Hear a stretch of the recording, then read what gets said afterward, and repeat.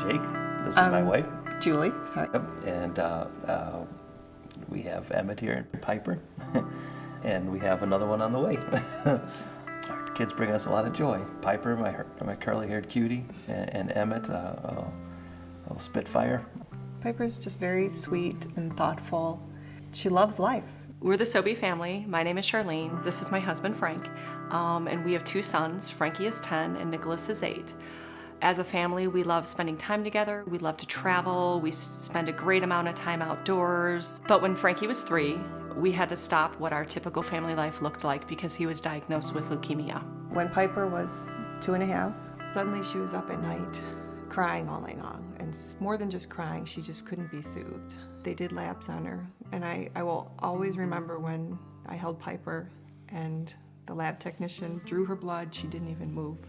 She didn't scream, she didn't make a face. She was just like, it almost was like, find out what's wrong and fix it. Oncologist comes in first thing in the morning and he says, okay, Mr. and Mrs. Sobey, I'm sorry to say Frankie has leukemia.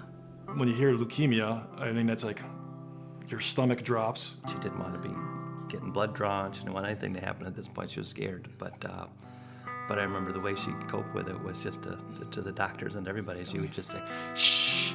Yeah, everybody knew her as the shusher. They start explaining what's going to happen. Blood transfusions, his counts are dangerous. So they need to get these things under control. And then that's when we met her oncologist, Dr. Rychek, who we love. She said to us, I'm confident that Piper will be cured. Not just in remission, but cured. That's something we always remember. It was the one thing that just stuck with us. Frankie lost his central vision about 14 days in. They could not figure out for 3 weeks what was wrong. I just remember nights laying in bed with him at the times that he would sleep, just going, okay, first I was like, okay, praying, just give me the cancer, I'll take it. And then give him my vision too.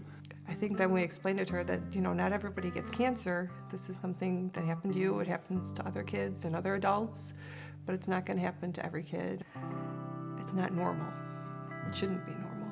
I would be angry and I'd be sad and I'd be mad and I'd experience all these emotions and I'd just look at him and he'd just smile at me and he'd come and he'd sit on my lap and he'd give me a kiss. And I thought, kid, if you can do this, I can too. But it's almost like he's the rock and we all move around him. Even when he was at his worst, he'd still crack a smile. There was not ever a time where Piper just started to feel sorry for herself or something like that. That did not exist in her way of thinking. September 29th, 2012, which was our son's 3rd birthday. We had a huge party and everybody knew it was Piper's last chemo. And then that night she took her last pill and that was it. LLS is about hope. They are an incredible organization. They work tirelessly to help end blood cancers. We did our first Light the Night walk.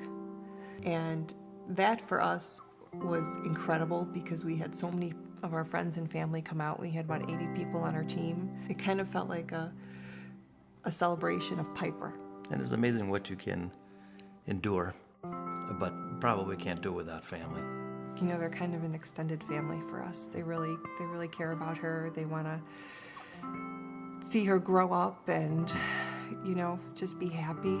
And this is just a small thing that we can do in our life. It's a simple thing. It's just, we just want to do what we can just to maybe make things easier for families that are going to be going through this in the future. I don't know that there are words to sum up our sincere gratitude, their time, their dedication, their devotion to raising money to help find an end to cancer is just incredible.